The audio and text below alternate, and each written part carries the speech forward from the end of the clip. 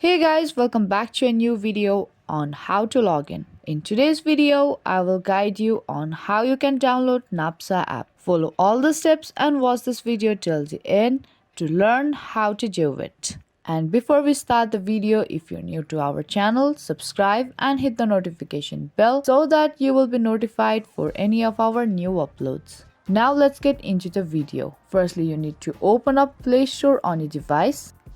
And there you have to search for Napsa mobile, and there you will be able to see this app on your device. Now in order to install the app, you have to simply tap on install button, and then the app will start to download. And there you go, your app has been downloaded and installed to your device.